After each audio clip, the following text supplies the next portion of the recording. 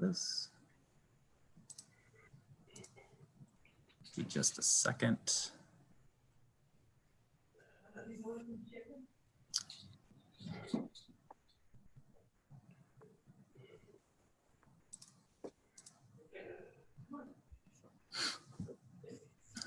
All right, why don't we get started? I'll hand it off to Robert Bob, I think, first, and then we can go from there. You gonna do roll call, Blaine? Yes, let me do that really quick. Sorry, this live feed is actually giving me issues. Gotta love technology. Let me get this streaming really quick first. Sorry, folks.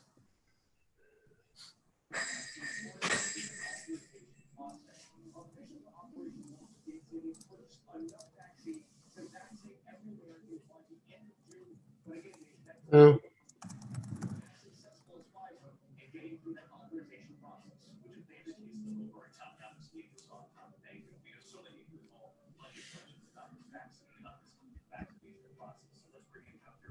All right, now we're good. So I will start us off with a quick roll call. If you're here, please just say here, present, or do whatever else you need to do to let me know that you're here. Robert Bob? Here. Christy Lopez? I see you. Here. Elena Bell? I do not see Robert Bennett. Present. Kent Bass? Here. Samantha Davis? Present. Tina Front? I do not see.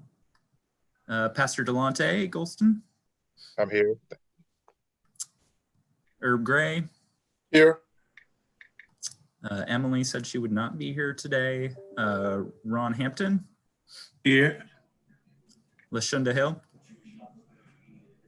Present. Corwin Knight? Nope, I see you. I'm here. I'm here. George Lambert? Present. Jeffrey Richardson? Present. Naike Savain? Present. Sultan Shakir? Here. Mignon Smith? Do not see. Patrice Sultan? Here. And Kurt Vondren. Here, end of the list. All right, we're good to go. I'll pass it back over to you, Bob. Good evening, commissioners. Tonight we have a special guest, Chief Chris Magnus, and Bethany Young will introduce the chief. I'd just like to thank everyone for all of its hard work over the last several weeks since our last commission meeting. The meetings of all of our committees has been pretty awesome, quite frankly, in terms of knowledge, in terms of commitment for the work that we are doing. And also want to thank each of the commissioners who had special guests at our meetings. Those experts were very informative, and I'm sure at the end of the day will help us to meet the terms and conditions of the legislation mandate that we're under from the city council. So I just think that over the last several weeks we've had a very robust discussion, analysis, and also want to thank our Impact Justice team for keeping us well organized as well. I'd like to, before we introduce Chief Magnus, Bethany Young will introduce the chief more formally, but I'd like to give Christy Lopez, our co-chair, an opportunity to offer any comments as well. Hey, thank you so much, Bob, and thank you, commissioners, for, again, taking time out of your schedules to be here. I do just want to welcome Chief Magnus. He has been at the forefront of addressing significant issues of violence in our communities while doing so in a way that does not alienate communities. And so I think that he's and he's just developed a tremendous amount of expertise on policing issues writ large. So I think we're all very fortunate to have him here today. I'm fortunate to have known him for a long time now and been able to work with him quite closely on a number of these issues. And he has really great insights and a really, he's addressed some of the most difficult issues you can address on this front. So I think we're all very fortunate to have him here today, and I welcome you here, Chief. And I'm just really glad that you're willing to work with us on these issues. Bethany? Sure. Thanks, Bob, and thanks, Christy, and welcome, Chief Magnus. For those of you that don't know, Chief Christopher Magnus joined the Tucson Police Department as Chief of Police in 2016. Previously, he served as the Chief of Police in Richmond, California for 9 years, where he had been significantly involved in strengthening ties between the community and its police force, addressing historically high levels of crime and implementing reforms within the police department. Both violent and property crime in Richmond were at their lowest in over a decade under his leadership. Chief Magnus will be speaking to us tonight about the challenges and opportunities in addressing or approaching police reform and public safety reform in the context of rising violence, and also sharing some of his reflections and lessons from police reform efforts that he's been involved in the past. So without further ado, I will turn it over to you, Chief Magnus. Thank you again for taking time out of what I can only imagine is an incredibly busy schedule to be here with us. So we're looking forward to it. Thank you so much for having me. It's really nice to be with all of you, and I appreciate the work that you're doing around reform. It's not easy work, so thank you to all of you for what you're doing. I'm sitting here thinking how strange our world even has become. On the one hand, I've got a bottle of hand sanitizer, on the other, a mask, and here we are communing over Zoom. It's a very strange deal, but I hope I can share a few insights, and I'd like to maybe talk a little bit about reform in general terms, and then some of the ways we can kind of reorient the criminal justice system at a local level to not only address crime and public safety, but also really to address structural racism, which is incredibly important, particularly if we're serving a diverse community. I hope you don't mind. Occasionally, it's so hard to position cameras right. I'm going to be looking at a few notes occasionally, so forgive me for that, but I wanted to keep my comments focused on some different things. So let's start with just some general thoughts about reform. And I guess one of the first things I want to say, because this is something I've experienced as somebody who's tried to be a reformer, and that is that reform, it takes time, and time isn't always something that people want to provide in any community. And I'm not just talking about community members themselves. I'm talking in particular about elected officials who feel like they're under tremendous pressure to make reform happen right away, and if they're not getting good results, to move on to the next thing. So it can be difficult. Department members also are impatient. And so this can be a challenge. Not only are they impatient, but they're also not always happy, of course, with reform efforts. And you see that increasingly with no confidence votes. So you'll hear a lot of things suddenly about how this is having a detrimental effect on officer morale.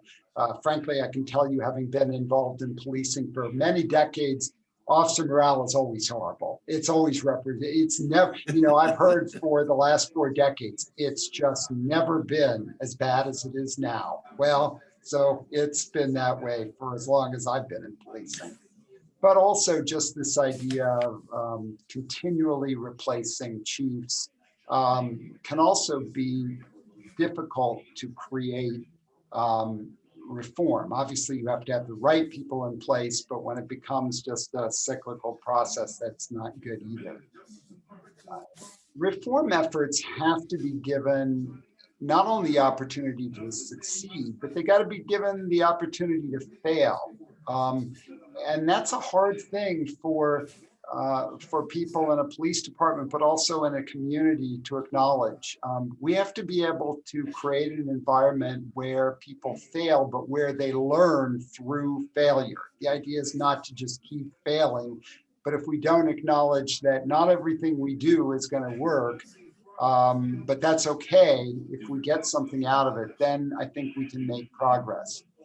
I also want to say that reform efforts have to be localized. You know, they're going to be folks, and you probably maybe even heard from some of them. I really don't want to be one of these folks who tells you that there's sort of one template, one answer to reform efforts that works everywhere, because it doesn't go like that. Reform really has to be local. You got to have what works, for example, here in Tucson in terms of reform is probably going to be different in a lot of ways from what works in Washington. So we can inform each other, we can learn from each other, but the idea that we have to absolutely duplicate what each other's doing, I don't buy that.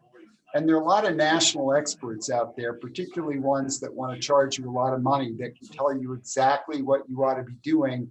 And I think that's, you know, let's learn from each other. But if, for example, if someone tells you, here's the end all be all solution to gang violence, no, I don't think so. You know, I heard a little bit of discussion before the meeting started about culture change. And man, I can't agree with that more. Culture change has to take place within a department. There is no police department, frankly, that doesn't require culture change. Anytime you hear a chief saying, we've successfully changed the culture, they're lying to you, or they don't know what's really going on within their own department. Because the very nature of police work has how people are trained, how departments are set up in general, what police work has evolved to be is really problematic in terms of the police culture that comes with it. And it is probably one of the most difficult aspects of police reform is dealing with the changes that need to occur within police culture. This is a good example of something that probably takes the most time. For example, I was in Richmond for just shy of 10 years, and a much smaller department, obviously, than what you have in Washington, D.C. But even there, changing the police culture was not only something that I don't know that we ever fully achieved, but you got to remember, it's not unlike, you know, I sympathize with police chiefs on college campuses because they have a continual change in the population that they're policing. Well, in any police department, you also have a continual change in new officers coming in and other officers leaving. So you got to be dealing with culture change all the time. And so what are some aspects of that? First of all, I think we got to really go back to the very beginning and examine what's happening in our police academies and even in our early on training programs like FTO programs within the police department. What are the new skills that officers really need for a new world in which we're policing, where we want to do things differently? You know, I have to laugh because otherwise I'd cry here in Arizona, where, for example, the post board, we have a police officer standard and training commission that sets the underlying curriculum. We can still do a lot with how we move it around and how we add to it, but this is the basic curriculum for most academies in the state of Arizona. They have, out of the entire, God knows how many weeks, it's fairly long, really comes out to probably about almost 4 months of training. Community policing has 4 hours of training. 4 hours of training.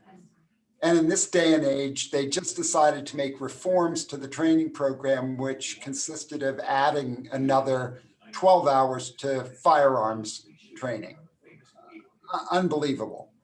So we got to go back to the start and look at what tools are we providing our officers? Are we teaching them how to listen? First of all, probably one of the most underutilized skills that's out there. How to actually listen respectfully, take in information, show you are part of a conversation. Boy, we've gotten so far away from that, right? As a society, we are all plugged into our smartphones. We learn how to look at 4 screens at once. The idea of making eye contact with people that we're talking to is almost a lost art. These are things we got to teach our new officers, but also teach them how to communicate, not just through texting, again, or through email or social media, but how to look at people and engage with them and to communicate effectively. How can we do what we expect people to do without giving them these skills? We also, we got to figure out how we get buy-in from our first line supervisors in police departments. You know, we spend so much time trying to hire the right chief, looking at what the right promotions would be. And sometimes we forget that who has the most influence in a police department. And I'd almost like to poll you to see if you know, because the answer surprises a lot of people. It's the sergeant. The sergeant has the most influence. I had to accept a long time ago, and trust me, it hurt my fragile ego to know that the folk, that no matter what I said or what I tried to persuade people around, or how brilliant the policies and procedures that we worked on might be, none of that really was something that the overwhelming rank and file paid much attention to. Who they listened to was their sergeant. That's the person who controls day-to-day life, who sets the priorities about what's important, who supports various things. And I'll give you just a quick example of this. We've worked hard to be innovative when it comes to deflection as an alternative to arrest for people with pocket drugs of any kind. Doesn't matter whether it's meth, whether it's opioids, whatever it might be. Our goal is, as a department, is to get away from the idea that arrest is the solution to dealing with people with these kinds of problems. And so we set about with a very ambitious deflection program where we would try to get officers to, when they encounter folks who have drugs on them, instead of taking them to jail, they have a conversation with the person, see if they're ready to go into treatment, give them a little information about what that might involve. And if they're ready, it still is optional. It's up to the officer's discretion. But if the individual they're dealing with is ready and the officer sees them as a good fit for it, we have a program that can accept them 24/7, where we ask officers to take them to that program, little to no paperwork involved. We've tried to make it as appealing as possible. And yet we realized that we were not having a lot of success, despite the genius of this program that we came up with. And fortunately, we try to be quick studies and learn, we have some good people who we think, well, why isn't this working? And the reason is that first line supervisors had not bought into it. We had to talk to them and get them away from the idea. And frankly, this is what a lot of them were doing. You'd have an officer who, in the interest of trying to do the right thing to reduce crime in their area, they see suspicious dude on a bike who looks like he's engaged in some questionable behavior. And what do? The goal is to chase that guy down, right? They chase him down, perhaps a little struggle. They discover he's got pocket drugs on him, or maybe even a little more than that. And what's the answer to the problem? They take him to jail. And then what comes next? The first line supervisor says, right on. What a great job you've done. This is exactly what I'm looking for. In fact, I'm going to let you go home a few minutes early today, or I'm going to make sure this goes in your evaluation. And so what's the takeaway from that? that approach is the right answer to deal with the problem. And so, well, why aren't they doing this deflection? What the hell's going on? And the answer is the feedback that they're getting from those first line supervisors is that this is the better solution. Why? Because they did it themselves. We are masters at carrying on tradition in policing. If we did it that way, it's good enough for the next generation to be doing it that way, right? So we had to spend really a lot of time and effort talking to first line supervisors and getting them on board with this. And I think we made real progress. It's not a done deal. We haven't got everybody on board, but we've got a lot of them on board, because the good news is, and this doesn't just apply to sergeants, I believe cops are fundamentally pragmatic above all else. They want to do things that work and that don't involve a lot of extra time or complicated effort on their part. And so we went to a lot of the more senior officers and supervisors and we said, how's that arresting thing been working out for you? Let's look at some of these guys you've arrested. How many times you took them to jail there? How many times? And they'll admit it's a revolving door over and over and over and over and over. So not only is, how does that make you feel doing something that doesn't work? Waste your time, a lot of paperwork involved, got to tag in the evidence. And yet, how frustrating is it to have those same people out in the street the next day?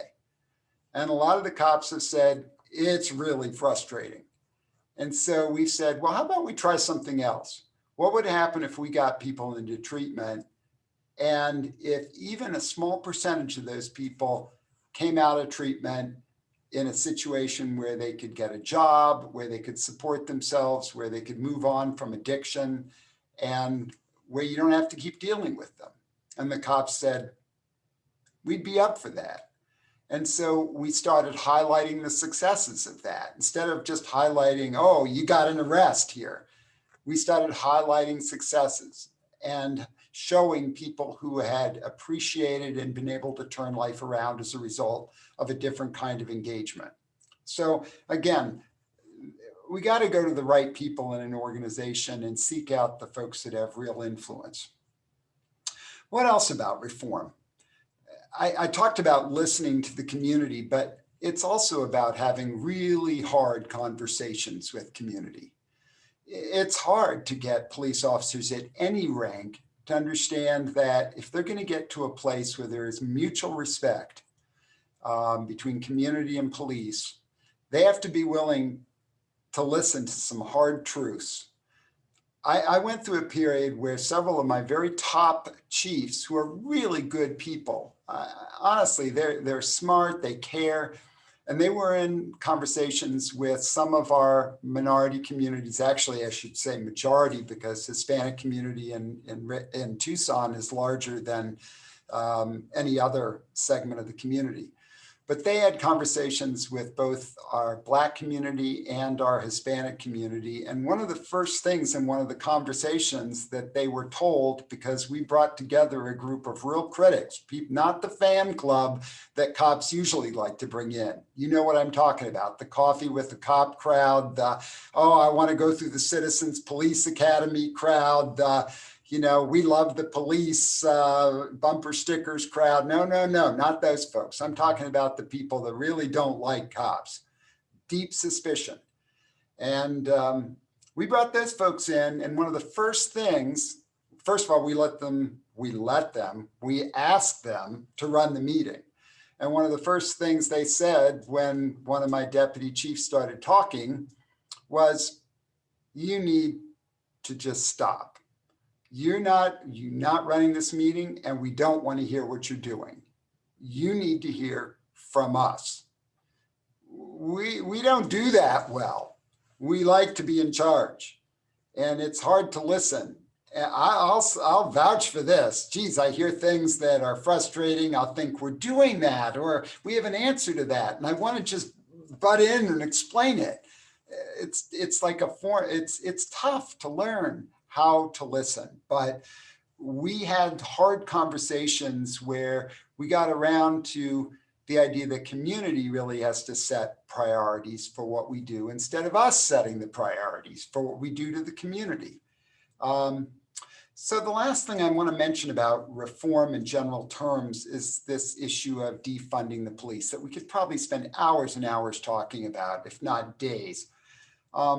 Everybody means a little something different when they talk about defunding. I get that, but I want to just suggest that if we're going to have meaningful reform, not sort of, I respect that there are people who think we just need to abolish police or that have really strong held opinions on both ends of the spectrum. But honestly, I think that's not going to happen. So let's try something that starts to work now, even if we want to work towards something else later. And I think one of the things that works now is this idea of putting the right work in the right hands and then getting those hands to work together. Namely, the idea that police shouldn't be trying to solve all these complex social problems on their own, but perhaps they still need to be involved to some extent in helping to solve them. It always pisses me off when I hear cops or chiefs say, we didn't get in this job to do social work. We're not a bunch of social workers. Oh, what world do you live in? I've been doing social work since the day I started. Police have to be involved in social work. And the question though becomes, shouldn't we be doing it with partners in a lot of situations? First of all, there are many circumstances where we shouldn't be the ones doing it at all. I get that. And 911 has to be completely redesigned. So the answer to everything isn't sending a cop out. This is, we forget how dependent our country has become on 911 as the be all end all for everything. So if we're going to look at police reform, we cannot just look at what the police do. We have to look at what's going on in our communication centers. We have to look at criteria-based dispatching. We have to look at putting folks who are capable of doing meaningful triage, particularly around things like mental health, bring in clinicians, not cops, to handle a number of these calls over the phone, where they can make decisions that maybe it makes more sense not to send police out to a number of calls. But I'm also going to argue that there are calls where perhaps police need to respond first and then call for help, or where police and others like clinicians can go out together. We have to teach police that they can work as partners, and we have to teach some of our specialist friends and social workers or mental health that the police can be good partners to them as well. So let's take a minute to talk about this issue of maybe reorienting the criminal justice system a little bit, and in the process addressing structural racism. And there's nothing more that pisses cops off than telling they're part of a system that's structurally racist. And I'm not sure that even helps to say that, but we have to acknowledge that it exists in order to deal with it. And so I think there are better approaches than just calling police officers racist and thinking that's going to work out well. But certainly as leaders in policing, we got to be honest that there is structural policing, and we got to figure out ways to have that conversation with our rank and file that don't automatically put them on the defensive, but also make them understand that they are part of a system that for decades and decades, really since the very beginning of policing, has been fundamentally racist. Even if they themselves are not racist, even if they abhor racism, they are part of a system that has been structurally racist, and they need to understand that if they're going to be able to change it. So what are our problems as it relates to this? First of all, this issue of over-policing. We have had, past practices and traditions in the criminal justice system that we really have, that have been fundamentally racist and that have needlessly drawn many members of our community, particularly persons of color, lower income persons, into this sort of cycle of incarceration, addiction, a whole series of things that have brought the police closer to this group, but frankly have given a lot of other members of our community and the larger world around us kind of a free pass.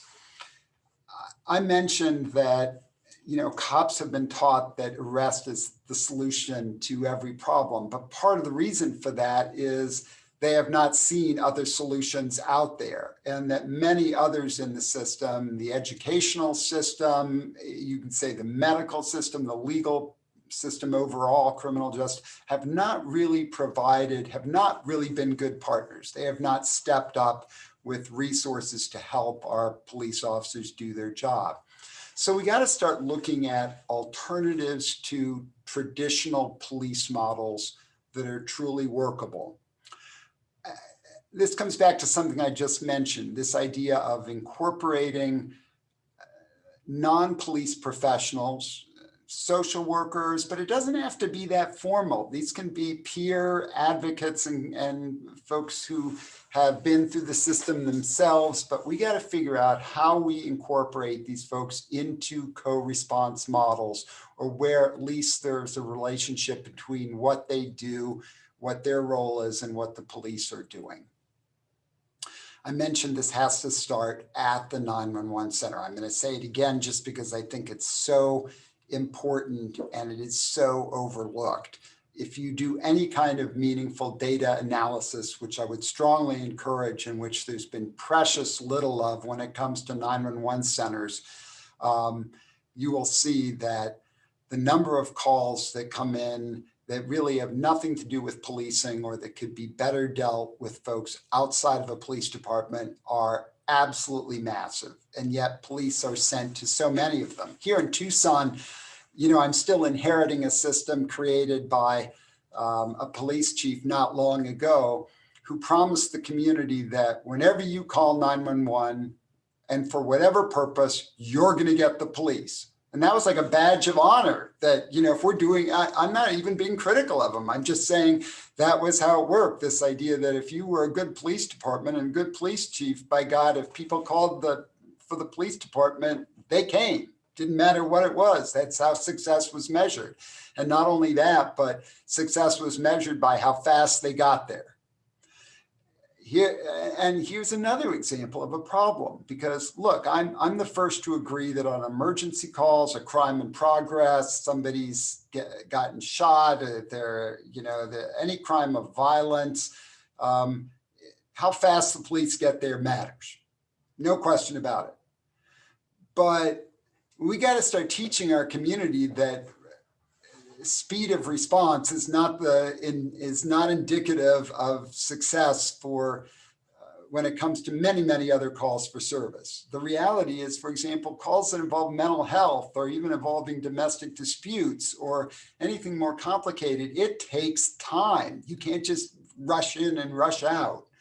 And so again, we have to come up with more realistic measurements of what's involved. I believe that a lot of lower priorities can wait if they're calls where you have people who are in crisis, who need other services, where you need the police even to connect to other service providers. We got to understand that it's not any system that you can't have any kind of meaningful community policing if the idea is just get in and out as fast as possible. And too many places, this is one of the things I worry about the defund model, because if we get to a point where we have such low staffing that cops are just going from one call to the next without being able to handle them the right way, I don't know that that's a real solution. But the other thing, and then I'll leave the 911 center, but you can see this is a cause of mine, is the idea that a lot of calls are handled in an unintentionally biased way. There are a lot of calls that come in that really a few more questions asked would help us understand in terms of that the dispatching that we shouldn't be responding at all. And that the idea that we have a person of color in a neighborhood that's predominantly perhaps white that's calling because they're suspicious, we need to get down to like what is suspicious here and what justifies a response at all. because if we don't do that, we're going to continue to alienate a lot of our minority communities. I talked about deflection, but it really this works. Just within the last year and a half, we've deflected over 1,500 people. That's maybe seems like perhaps an unexceptional number based on your population, but for us, that's a lot of folks that we've kept from being arrested and incarcerated and instead gotten into treatment. And, you know, let's be honest, even there, deflection may not work the first time. It may take a couple of times before someone accepts treatment. But how many times has a lot of this population been taken to jail? In some cases, it's 20, 30 times. We know that doesn't work. So then finally, I even think incorporating officers into homeless outreach is important. Homelessness is a massive problem in almost all of our cities. Officers know a lot of the people who are homeless, and instead of just being involved in displacement, if we can help them understand and connect people to resources and services, and I think we can build relationships that are really important.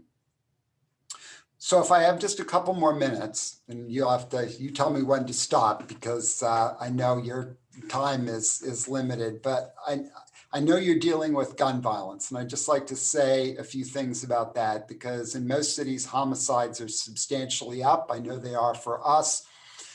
And I get so frustrated with how cities deal with gun violence reduction.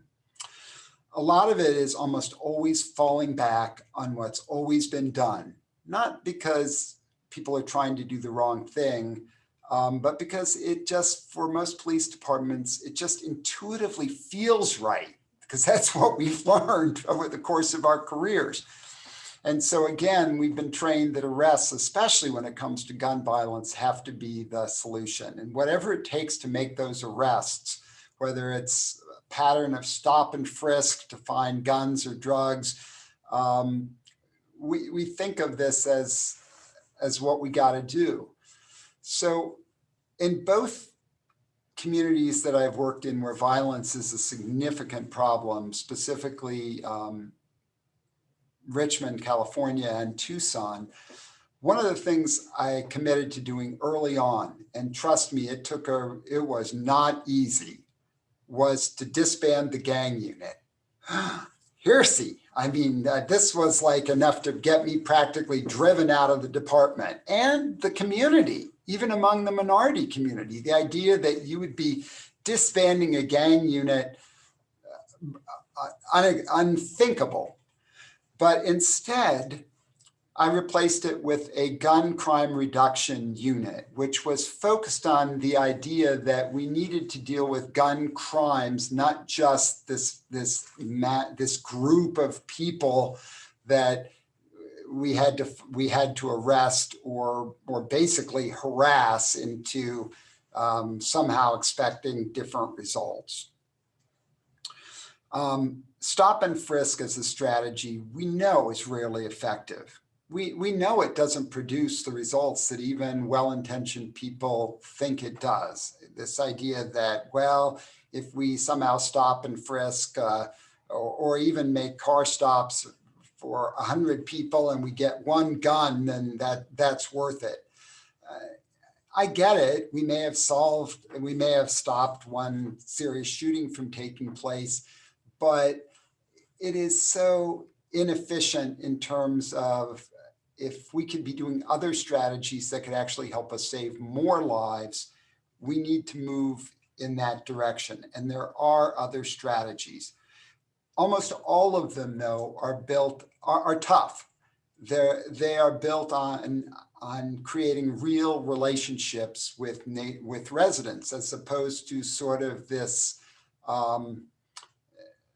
notion that it's almost like we're operating in some sort of hostile foreign territory where it's not, where cops think of it really in an us and them approach.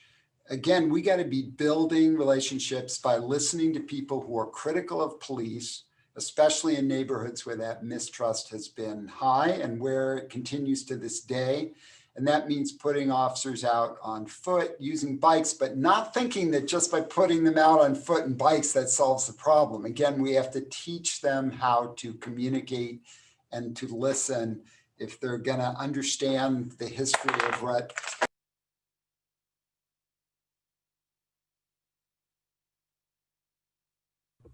Chief Magnus, you muted yourself.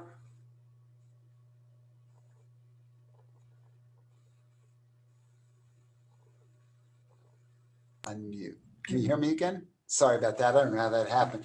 We got to help our cops understand that gang members and shooters, for that matter, are in many cases the sons and daughters of a lot of people in the neighborhoods that we're trying to serve.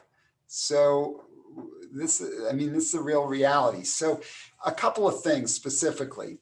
We got to build our strategies on solid data and crime analysis. I think it's really important that police departments invest in crime analysis, people who actually have like PhDs and know something about this topic. They don't all have to have PhDs, don't get me wrong, but you got to have some smart people who understand the difference between crime analysis and counting numbers. And you got to be able to focus, therefore, in a really strategic way on the right people and the right places, not just on general neighborhoods or sections of the city. You got to be strategic, precise, and tactical, but not just with traditional solutions to crime, but also real alternatives, like whether there's ceasefire model, enhance the peace, the kind of fellowship model that Devon Bogan worked to put together in Richmond with us. Things that are really seem out of the ordinary, maybe even counterintuitive for a lot of police officers. But, you know, in Richmond, we just hated at first the idea of providing gang members who are part of the fellowship model with stipends to make life changes. You know, it was thought of as pay a thug. And it took time to recognize that this could make a real difference. Again, that common denominator being time and communication. It was painful for cops to realize that this was a model we really didn't have much of a role in, other than sometimes helping organizers identify some people that we saw as really huge problems. But the idea has to be that, again, no one right answer, even when it comes at some of these alternatives to traditional policing. We had to look at strategies that addressed underlying causes, and that meant you got to include others. Others have to take responsibility for this beyond just the police, and that includes service providers, state and federal providers, advocacy groups. You can't allow advocacy groups to just talk. They got to be involved in real action plans, which, just back to data and analysis for a minute, that data analysis can't just be some confidential police thing that's just kept within the police department that we can't share. My view is we got to bring people into the meetings where we're talking about the data. They got to be involved in it because they got to be able to act on it just like the police. So for us, for example, and I'd invite you to take a look on this. Look at this. We're posting our data of all kinds on our public-facing website. This is painful in some respects because I mean, yikes, I hate to even have to tell you that our use of force data right now, even though Blacks are only 5% of our population, our use of force data is, I got to get this right.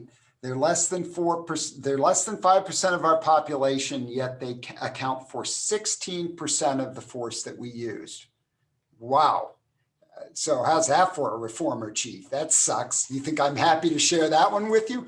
But how do we deal with that if we don't acknowledge it? And if we don't involve the community with helping to address it? And this is the case whether we're talking about arrests, use of force, internal affairs complaints. This needs to be public facing. And if it's not, all the talk, all the BS talk about how transparent we are and what our commitment is to accountability, don't buy it. Because if you're not, if your department is not willing to share that kind of information with you, then you are not trusted to be a good partner. And we cannot really move forward without good data when it comes to reducing violence. So last thing I'll say is this.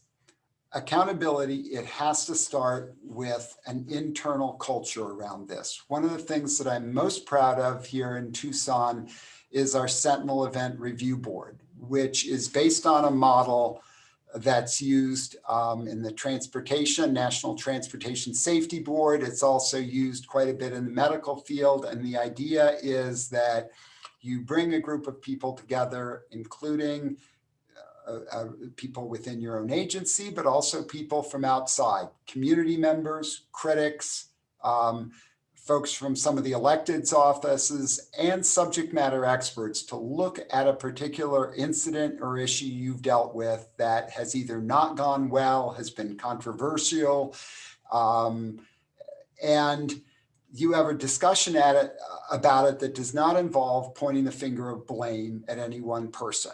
It's not about finding blame. It's about looking to see how can we learn from this so we do better in the future? What could we do differently?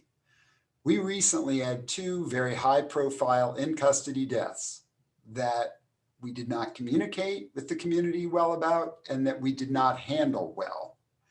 And we call it the SERB. I know it sounds like an Eastern European country, but it is our Sentinel Event Review Board, and we convene this. The results of the SERB are on our website. I would invite you to take a look. It's all there, the entire thing. We brought in some folks that are specialists in running these who academia is good for something, as it turns out. We had 2 really good people that worked with us. But we had really community running this, and they met 5 times. They came up with a series of recommendations. They operated on a consensus model. You might be shocked to know that some of the harshest critics of the department, including even some folks from elected people's offices, were able to agree on a consensus of findings. And we published that, and there was a series of 53 recommendations. We're working our way through all of them, and I think this is going to make us a better police department. But I just think, again, data transparency is critical. What you're doing across the board, if you have ComStat meetings, you got to bring in the community to those that can't, even if not maybe not every aspect of the meeting. I get it. There are going to be some little pieces sometimes where you're talking about somebody or some situation that's super sensitive, but the overwhelming majority of the meeting should be open to community members because they got to be part of the problem. I don't know what your situation is in DC, but you got to push for open records, access to officers' personnel files, internal affairs complaints, disciplinary information. All of that should be a public record. If it's not, that's worth fighting for. There'll be chiefs that tell you it's the end of the world. Funny, I've now worked in 3 cities where everything is wide open and the world has not stopped. Let me promise you, you're still able to do good policing. And I think actually you do better internally.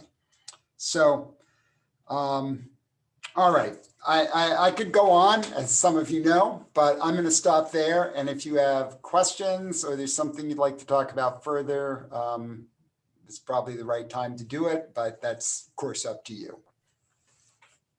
Chief, thank you very much for your presentation.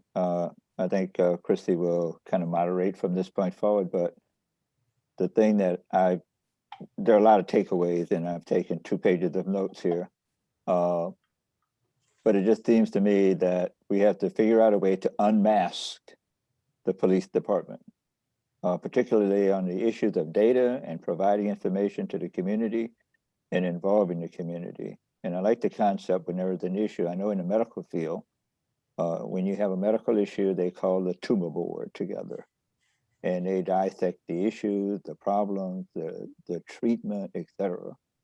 And so we're going to give time for our commissioners. I know that may be a lot of questions, but at the end of the day, we have to unmask policing in this country. Christy? Thank you, Bob, and thank you again, Chief Magnus, for being here and for just giving us your honest perspectives on all of these things. I really appreciate that as always.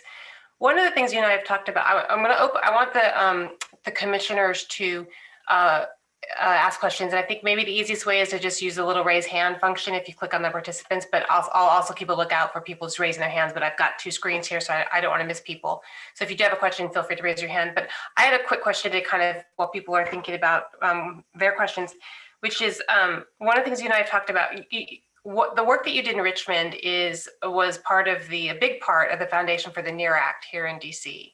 The NEAR Act is a little bit different. For example, they didn't pay people who were part of the fellowship. That didn't make it here politically. But a lot of the other elements were. One of the things that you and I talked about in the context of what you were doing in Richmond that led to that, and in other places as well, and you alluded to it at the beginning of your remarks tonight, was that you always worked for mayors that you felt fortunate to work for mayors who allowed you to try new things, even though they weren't proven. That's, I think, what you meant when you said it was okay to fail. Like, they let you do things that hadn't been done before. They didn't make you go back and rely on stop and frisk and getting guns off the street. They let you do these other things. Can you explain to us sort of how you as a chief and how communities can encourage their elected officials to support chiefs who do that and to be willing? Because of course, what the mayors, I'm assuming, what the elected officials are concerned about is that their constituents might not want them to try new things either, right? So they're not necessarily want to support that. We want to try a lot of new things here, and a lot of them are the same kinds of things that you were doing in Richmond. And what strategies did you develop, and would you recommend that that we think about that you saw be successful in the communities you've worked in to help convince people who might be a little cautious about trying new things that they should try something, even when crime is going up, even when homicides are going up?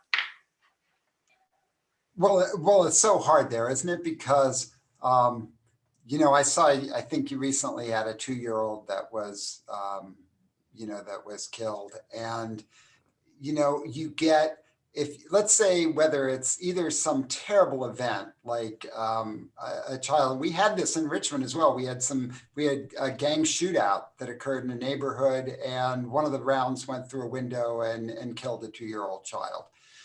You have something like that, or let's say you have a huge uptick in violence that just has people freaked out.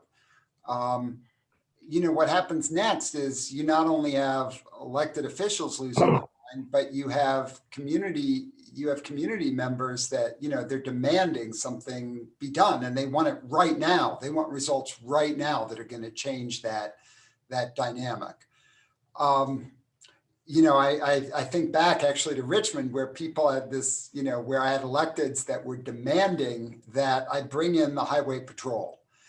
They wanted the highway patrol patrolling the streets of Richmond along with our officers. And I had to really push back hard. It was extremely difficult because, the idea, here's the thing, the highway patrol, what do? They patrol highways, basically. They're good at, they make stops. They didn't know the community. They didn't know anybody in the community. They don't know how we police. They don't know our priorities. They don't know how we use force. They don't know how we engage with the public. They don't know anything about anything. And yet the idea was that, here you had well-intentioned electeds and community members that were just so freaked out that they wanted to go back to very traditional measures of policing as the solution. And, I thought, well, what's wrong with this picture? I have community and electeds that want me to do the very same traditional things that they were complaining brought us into this disconnect and were causing us to fail in the first place. So I think part of what has to happen is there got to be enough people who are giving electeds this combination of tough love. The tough part is you can't let them fall back on strategies that we know don't work and that are not going to be helpful. The love is you got to give them the support and encouragement not to feel alone and freaked out by the fact that they're going to take a lot of, they're going to have to take a lot sometimes in order to hold firm with what they're doing. You can't just leave that to the police chief or a handful of people to do and hope it's going to turn out well. They've got to have support from the community along these lines.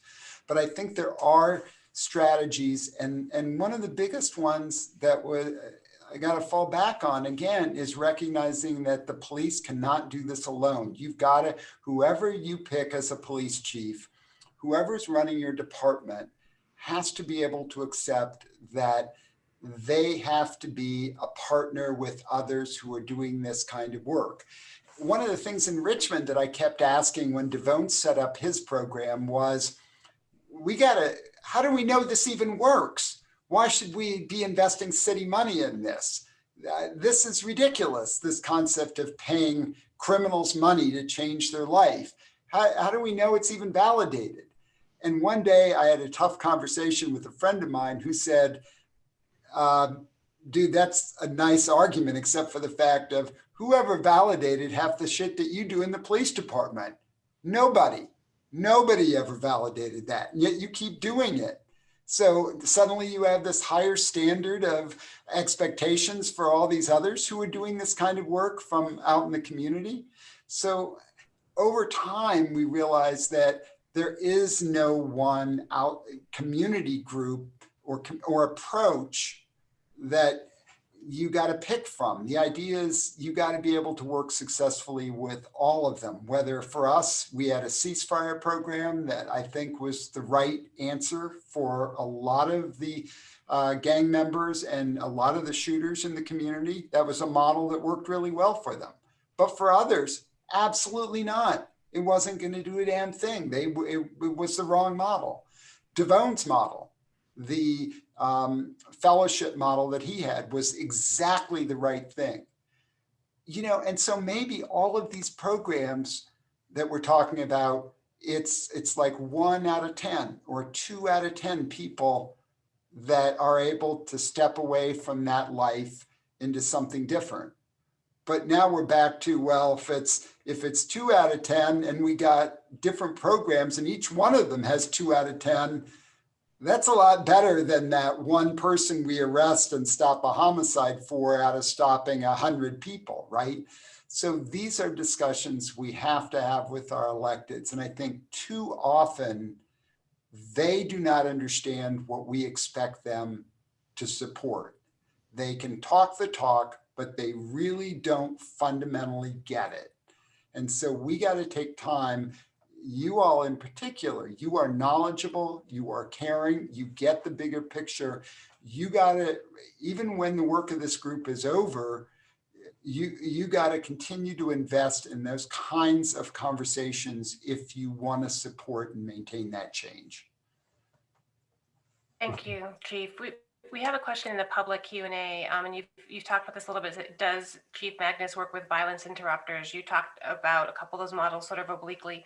Can you talk a little bit more about the different types? I mean, you just said that you might need to have a lot of different types of responses to violence. And can you talk a little bit about some of the programs you've worked with, and also especially like how you also it takes time for things to work.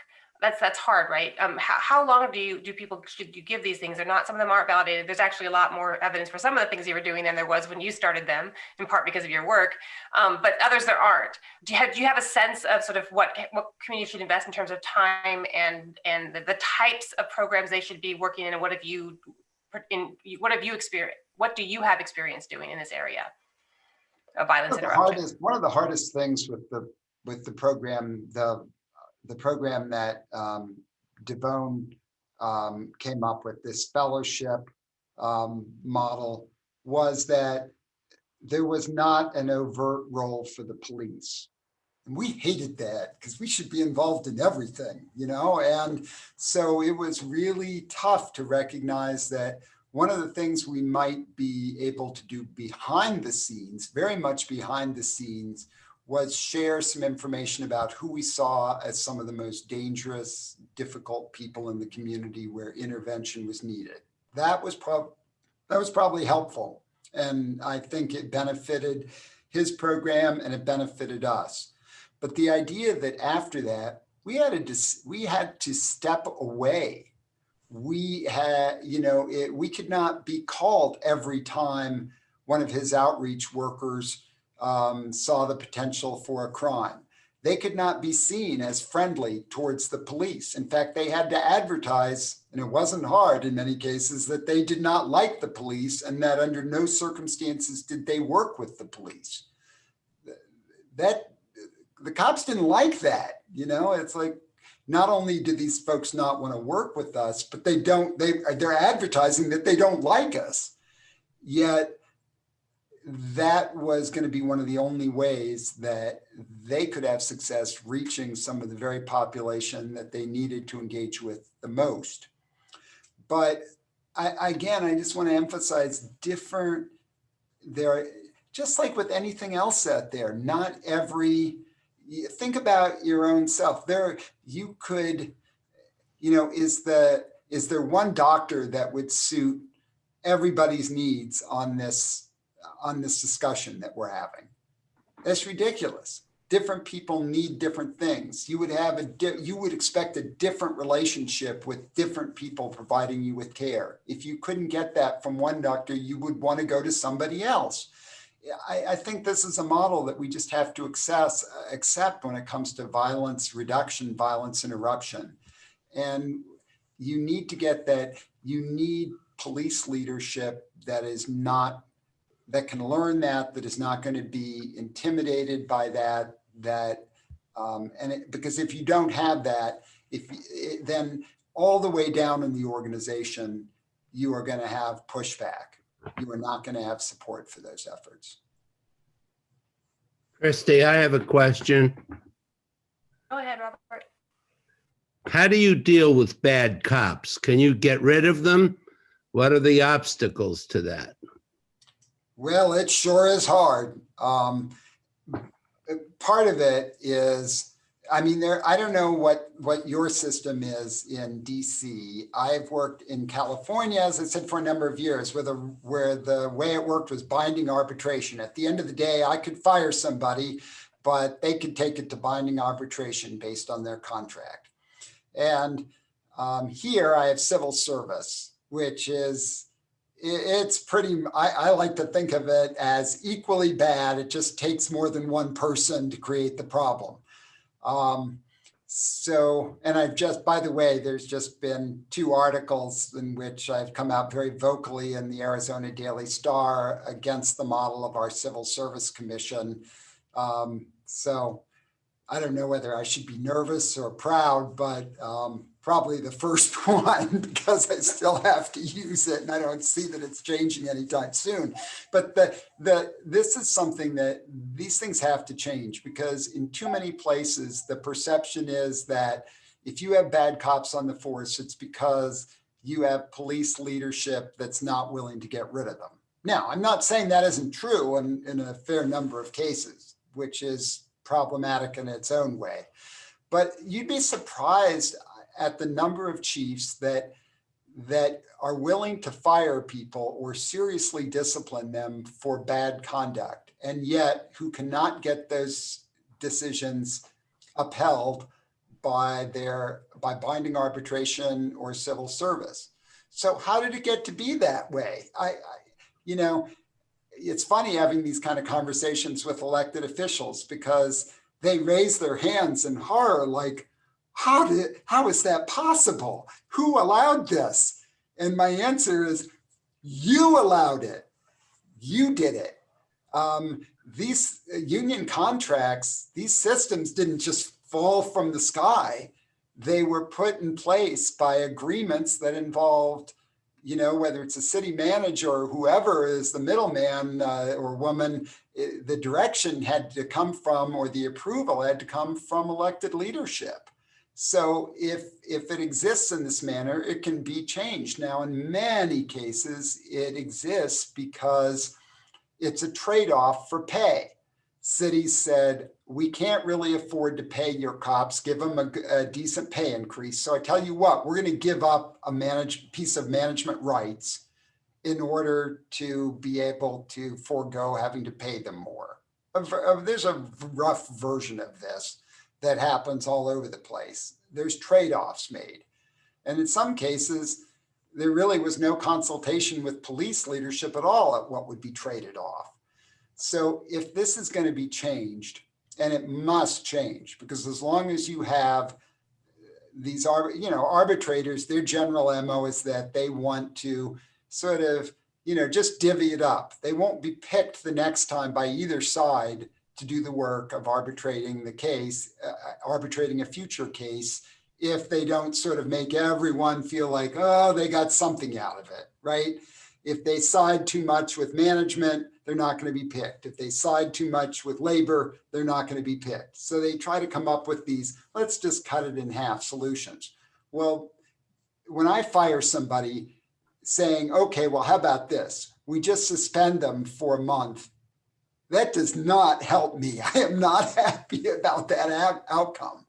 And so what I do, and not every chief can do this, and I'm not happy about having to do this either, is I assign these cops that are brought back to me in a role where they're not going to be back out on the street doing their job, making bad decisions or whatever. I put them in, if I could put them in a room counting widgets, I would, but I put them in jobs where they can do the least damage. And I think that sucks from a taxpayer standpoint. That's ridiculous.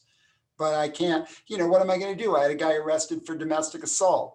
I fire him, which, by the way, most chiefs do not do. And the Civil Service Commission brought him back. They felt like he was a nice young man. He was at the start of his career. He'd done some good things. He cried during the hearing. And his girlfriend, who he'd abused, basically said she loved him. So, and so they brought him back. Well, what? I'm going to put him back on the street handling domestic violence cases? Give me a break. That's happening in a cold day. So, you got to have support for that. And you got to have community members who have some influence saying, we're going to change these things. We expect our electeds to change these contracts and to change One more cake.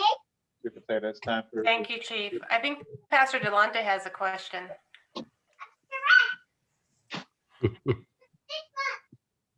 Pastor Delonte, do you or anybody on your end have a question for the chief? Hey, yeah, thanks. And forgive me, y'all. I'm doing my best to balance bedtime and bath time with my 2-year-old at the moment. I appreciate what you've had to say tonight, Chief, particularly around the model that Devon put together in Richmond. We use that. This city used that model heavily when putting together the NEAR Act. I think what I'm interested in. So just so you know. In DC, we're dealing with the same issues as it relates to arbitration. In DC, we're dealing with the same issues as it relates to our gun recovery unit. In DC, we call it Jump Out. And in DC, we're also, a lot of those units are supported by our community advisory councils, which is sort of the equivalent of I don't know what it's called in Richmond, but in LA when I was working there, they were called community police advisory boards. People who are they're from the community, but they're extremely fond of and unable to be critical of our police department. I think what I'm interested in hearing more from you about is we're a commission that's established by the city council to make recommendation to the council that will be approved by the mayor. And the mayor in our city still has not taken seriously prevention and intervention. We've established an Office of Neighborhood Safety and Engagement, but that Office of Neighborhood Safety and Engagement, although they've been out to Richmond and met with Devon and talked with Akil Bashir and others.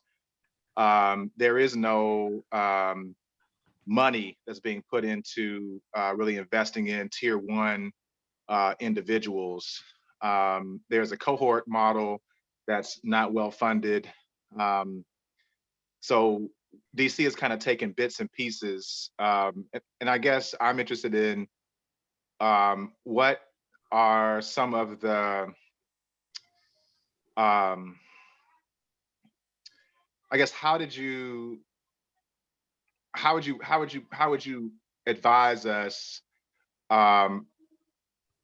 as we proceed as we make recommendations? Or maybe a different way of asking this question is, what are some of the, give us an idea of what are some of the things that that you tried and were successful at in Richmond, in addition to what Devon put together. We're familiar with that model already.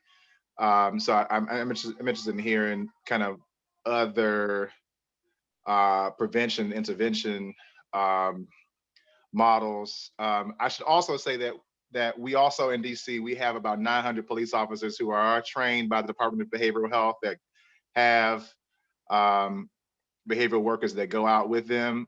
But one of the committees I serve on is trying to figure out how do we get community folks to respond. So I guess I'd be interested in hearing more of what you have to say around the call center changes, and more around the prevention and intervention. Because I just need you to know that some of that stuff is happening here in DC, but we need more teeth. We need more funding. I just want to hear more on those counts. Thank you. Yeah, the problem comes for any of these efforts. Here's the dynamic that happens, I think, in a lot of places is you get something like a ceasefire model that really can take many forms depending on what the community wants to do, or you get a enhance the peace or fellowship model, and they don't work for any of a number of reasons. And so people make the decision, well, that didn't work, so next, and the problem is not the program. The problem is the lack of support for the program. The problem is not being able to fine tune the program, explain the program, get the necessary support for the program from political leaders, as well as, very importantly, police leadership. Frankly, if police leadership is subtly or not so subtly undermining these programs, I mean, good luck. Because, I mean, let's just be honest about it. And that's the beauty of having this much time in policing, is I can be honest, and it's like, they want to fire me, well, whatever, I don't care too much anymore. I'm just going to tell you like it is. Elected officials are really nervous about taking risks with these kind of programs if they don't see immediate results. And for them, immediate, I mean, sometimes we're talking as little as 6 months immediate. I mean, I watched as Oakland, California went through like one chief after another because, it'd be like, we threw something at the wall, it didn't work. Well, we got to throw something else at the wall, and maybe we got to find a different chief to do it. But part of the problem is, and I will warn you about this as you look forward to getting, it sounds like, your next chief, is that remember, who is investing probably the most in that, depending on your system? It's often, I get it, they bring in community members to have all this input, but ultimately it's usually a choice that's made by the mayor, ultimately, in a lot of places. If the mayor has made that choice, and then you have a chief that either subtly or not, or very overtly is saying, these other programs are crap, we don't support them, then where does that leave your mayor? This is somebody that they've invested in. In most cities, who the mayor or the city manager appoints, that's their biggest appointment that they make in their tenure, is the police chief. And so to go against that, it's very unusual. And so you got to find the right kind of marriage between a mayor and a chief, or a manager and a chief, where they are truly on the same page about some of these issues. Don't have to agree about everything, I've worked for managers where we don't see the same way about everything, but the managers I've worked for, the beauty was we were very philosophically aligned, and we had an understanding that things were not going to happen overnight. And you know, when the going got tough, I knew I was going to have support, and that he also was a person who looked at things holistically. Like it wasn't just going to be the police department's job to solve this stuff. So he helped facilitate, he forced other departments to cooperate and work with us. And I think those are some fundamental underpinnings that you have to have. Otherwise, you are going to continually be trying to find the next greatest thing, and it's not going to give you what you want. I don't know if that makes sense. Maybe that's not relevant to your situation, but that's what I experienced. Christy, if I could jump in, please. Of course. Chief, thank you so much for really joining us this evening. Delighted to have you.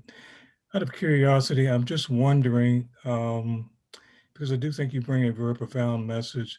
Are you invited by other chiefs around the country to come share with them your vision, your thoughts on a lot of this, and more particularly, the rank and file, other police officers? You know, I'm certainly listening, really taking in a lot of what you're saying, but I'm really wondering how your message resonates with other chiefs and the rank and file.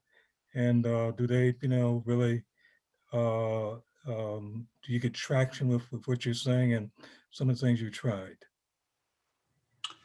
Well, how honest do I want to be here? This is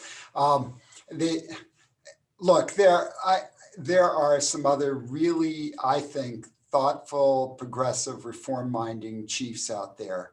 And there's certainly a group of us that do try to shore each other up.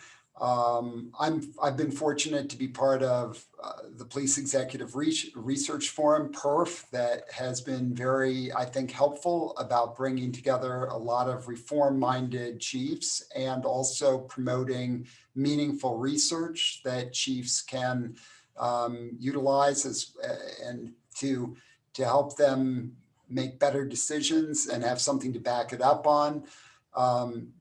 So there are people out there in chiefs positions who I think are really trying hard to do the right thing.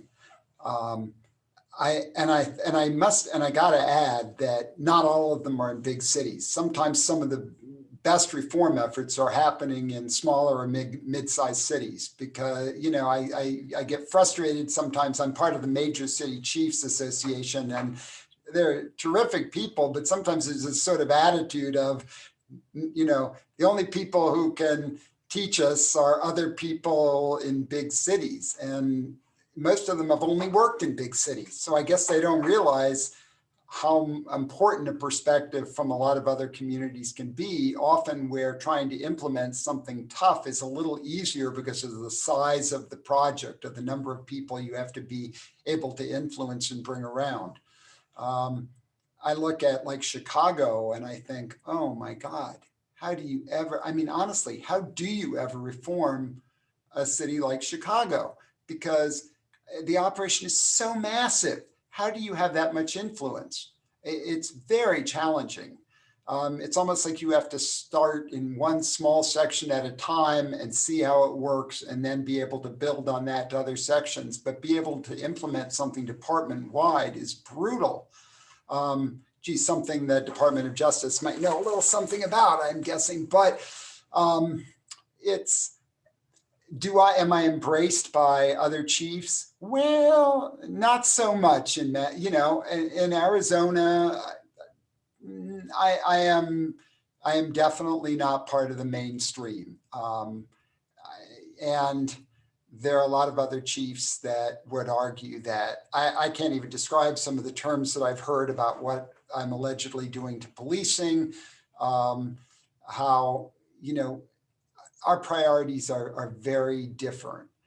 Among the rank and file, well, I've been here 5 years, and, you know, I think there are a lot more police officers here that, just as in Richmond, who over time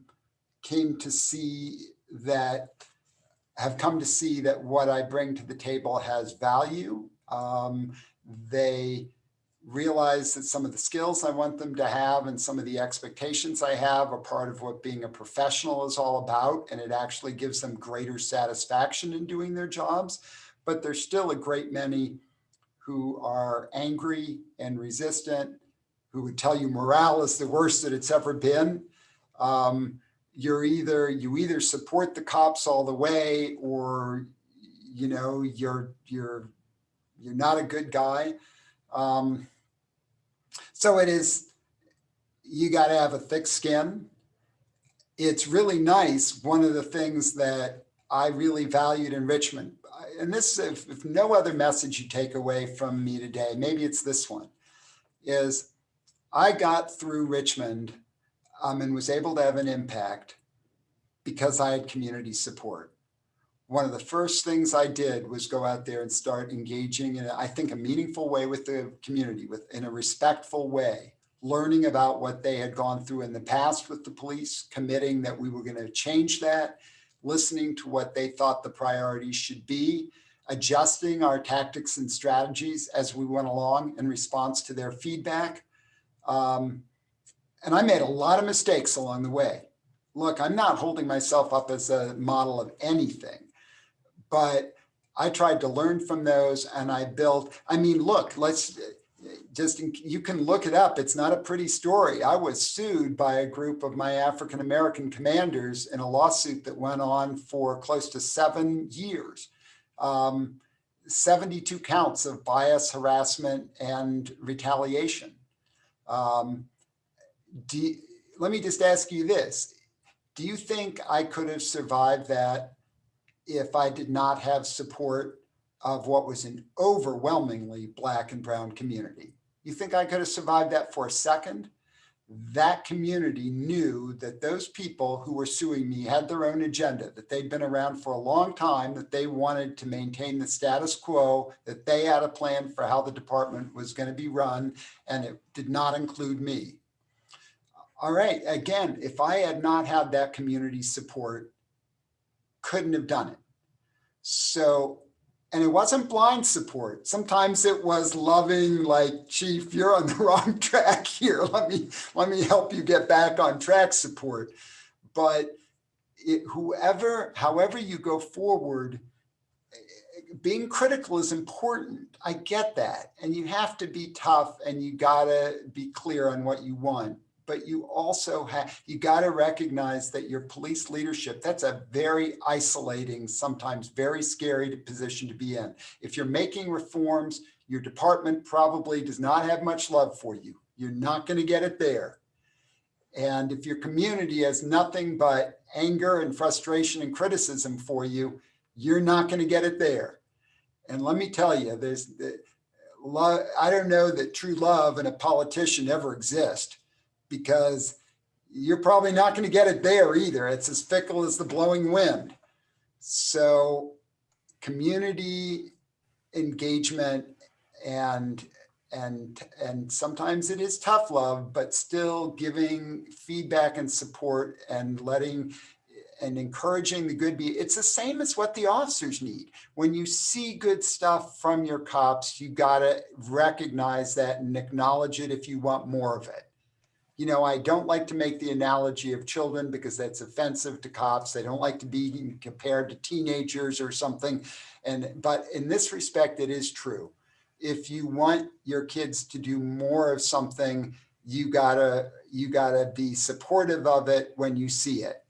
You can correct the bad behavior, but you also got to reward the good behavior. And it gets frustrating to me how people want to see their police officers do something different, but they don't want to appreciate the difference, especially on hard areas like things like deflection or alternatives to arrest. They don't want to embrace that when they see it. And so you're just not going to get more of it if you don't do that. Chief, I think Jeffrey has a question. I want to make sure he gets a chance to ask it. Thank you, Christy. Chief, again, thank you for being with us tonight. I had a question on the sort of related to community engagement and sort of going back on the conversation around sort of mayors, the influence piece. I was curious if you had any experiences or lessons from engaging with some of your institutional or, for-profit influencers. DC's a city that has a lot of institutional players, for-profit entities that also have quite a bit influence, when it comes to public safety and policing, and sort of thinking about some of, tips, tricks about how you maybe have engaged and brought them into the fold around some of these sort of non-traditional tactics and methods.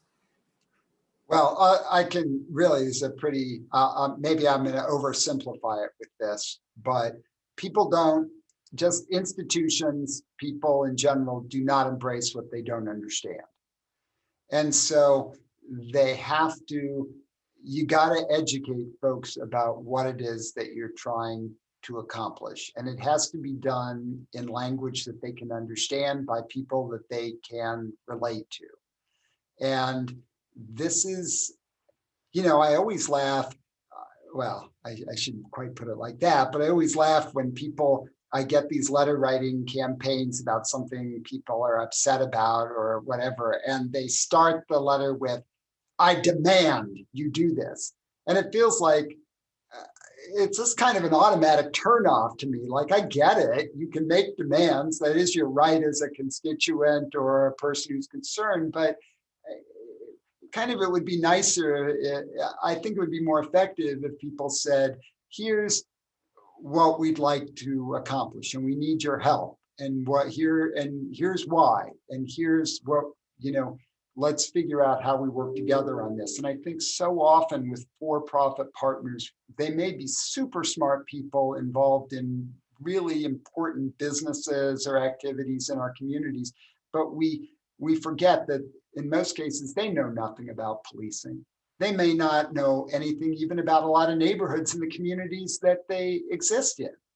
And we got to figure out, we got to be as strategic with them as we are strategic in other aspects of problem solving. And, I think sometimes that's just forgotten. It's like we do the same thing we accuse our cops of doing. I joke about how you use one blunt instrument to, it's like you use a hammer for everything, even when it's not a nail. Sometimes we take that approach with influencers in our community as well, and then we're surprised that they're either turned off or we don't get the support that we want. Thank you so much, Chief. Really appreciate, again, your comments here tonight and your honest perspective. I will say that power seeds nothing without a demand, which is probably why all those letters start with "I demand," but your point's taken. Thanks so much. I think we do have to move on to our the rest of our meeting tonight. So we will go on, but Chief Magnus is part of the Impact Justice team. And so I'm gonna just tell them all, Chief, I hope it's okay that if we have additional questions and thoughts we'd like to get your perspective on, we're going to be able to do that in the future. So this isn't the last opportunity we have. But again, thank you for being here tonight. We really appreciate your time. And we do expect to be calling on you again. But I'm going to turn it back over to Bethany, I think, to help bring us through the rest of the agenda. Does that make sense? I'm going to say goodbye. Thank you very much. Look forward to doing anything I can and also learning from what you're doing. So thanks again for your work and look forward to more in the future. Take care. Thanks so much, Chief. Take care. Bye-bye. Thank you. Bye-bye. So we were going to talk a little bit about the timeline. I think Blaine was going to say a bit about, Blaine, are you there? Yeah. Yep. You said, did you want me to start talking about the timeline first, or? Yes. Okay. I don't want to spend too much time on it just because I know that we're already sort of over a little bit, but I know at our last full commission meeting, folks had basically voted to say that, like, if committees have recommendations that have a fiscal impact, that they wanted to get those in by mid-February. And while I think, understand that there are some committees who may want to have that done, we don't want people to feel like that's something they have to do. I will say that even in instances where things do not have a fiscal impact and are given to council members, we often will either support them or not, depending on, it doesn't really matter the cost. Like, people will just decide what they support and go from there. So I don't want people to think that if it doesn't have a fiscal impact of some sort, attached to it in terms of analysis, that council members will reject it, because that's not necessarily the case. Council members have their own sort of ideological and belief systems that guide them. And so, you know, whether or not it has a fiscal analysis isn't necessarily going to determine whether or not it gets support. And I just want to reinforce that with folks, and reinforce the fact that we also don't know what this year's budget is going to look like. We do know that there's going to be a lot of cuts probably, but we won't have a solid idea of what that's going to entail until late March. So just wanted to put that out there for folks, and then turn it back over to you, Bethany. Thank you. And so we can either do a very quick round of committee updates or complete those over email. But if folks can go around maybe in 90 seconds or less per committee, give their updates, starting with Committee 1, Policing Youth and Police in Schools. So that was Commissioner Davis or Commissioner Hill.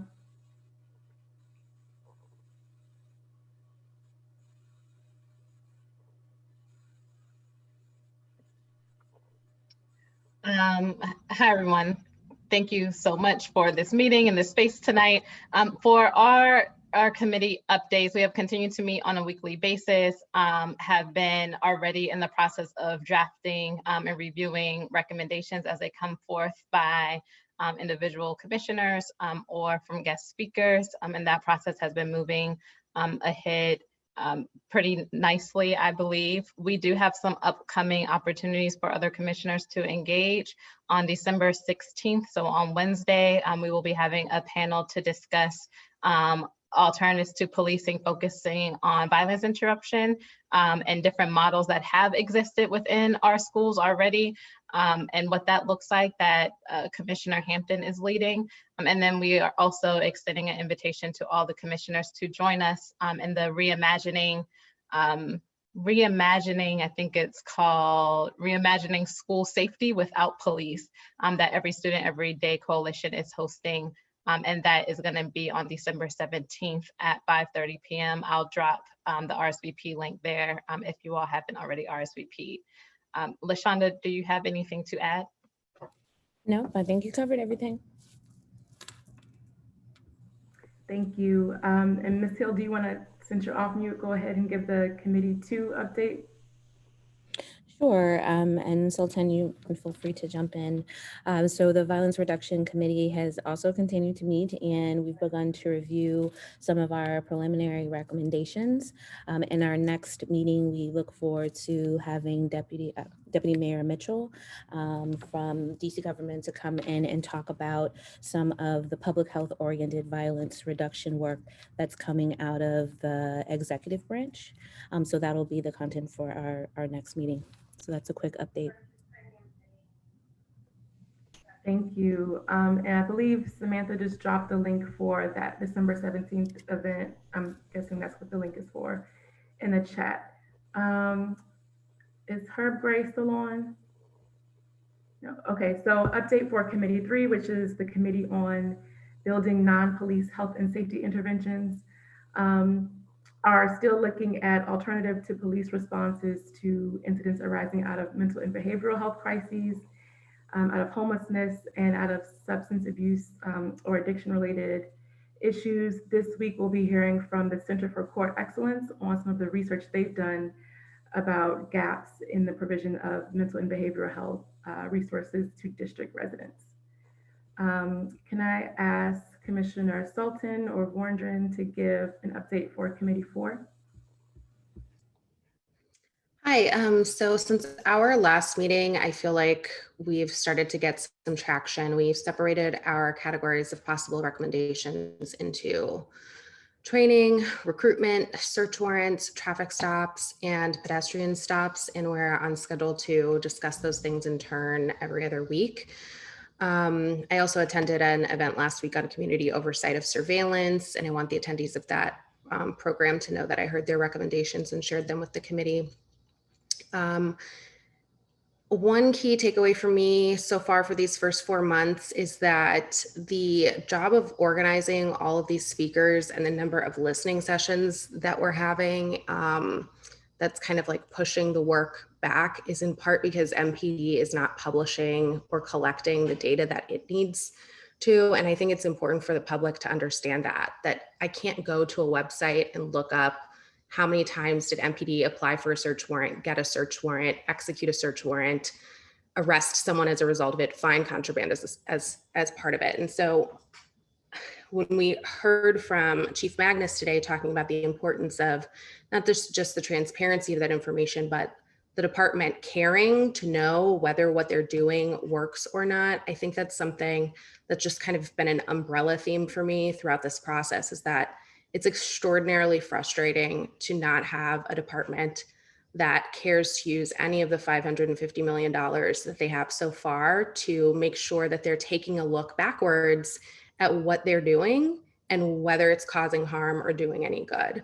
So I hope that the Accountability and Oversight Committee will look at some of the like procedural issues that we've come across as a result of trying to do this work. I'm appreciative of Impact Justice doing so much coordinating, but I think everyone should know that as we sit here in December, which was our original sunset date, part of the reason that we're doing so much information gathering is because the department has not been doing it themselves. Thank you, Patrice. Ms. Savane or Pastor Golston for Committee 5? I think Pastor Golston is otherwise occupied, so I'll go ahead. So thank you, Commissioner Sultan, for bringing that up.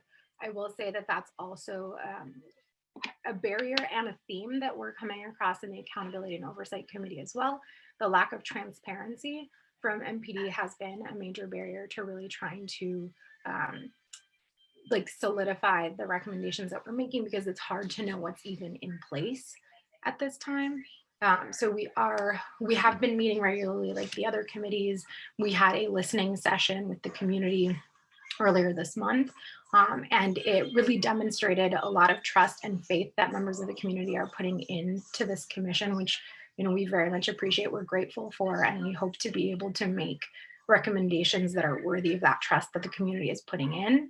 But the lack of transparency on behalf of MPD is making that challenging. We are planning to have, excuse me, another listening session early January. In the meantime, we have been discussing community oversight specifically, and we'll be discussing earlier in 2021 other pieces of accountability and oversight, like front end accountability. So not just looking at, or excuse me, so it's community oversight and then looking at things like body worn camera policies and disciplinary policies, including the opening up of access to disciplinary records, which is something that Chief Magnus also talked about. Thank you. Thank you, everyone. And really quickly for next steps, the drafting committee will have its first meeting this week on Wednesday. So one of the co-chairs of each committee will be meeting along with Christy, Bob, and some of the IJ team to start talking through the recommendations as they're taking shape in each of the committees. And we'll be reporting back out about that. So more soon. Christy or Bob or Blaine or anyone else, anything else? No, I think we look forward to the meeting on Wednesday and the meetings that are to be held this week, in addition to the public hearing that Commissioner Davis mentioned, I believe on the 17th. We continue to gather information. I would like to have a follow-up discussion with Impact Justice and Christy with respect to the accumulation of information that we requested that we cannot get, and like to catalog that information and then see if we can pursue that, because we don't want, the commissioners are working extremely hard in bringing together individuals to help us frame a reform of the police department report with action steps. And that work cannot be successful if we do not have the information that we need to proceed and the data that's needed. to proceed that both Commissioner Sultan spoke to, as well as Commissioner Savane and perhaps other committees as well. So we'd like to catalog that information and then take on that challenge with the, with the district. So if there's nothing else, no other business to come before us, would entertain a motion to adjourn tonight's commission meeting. Hearing none, we'll see you all in your committee meetings and as well as the public meetings that are scheduled for this week as well. We are adjourned. Thank you, everyone.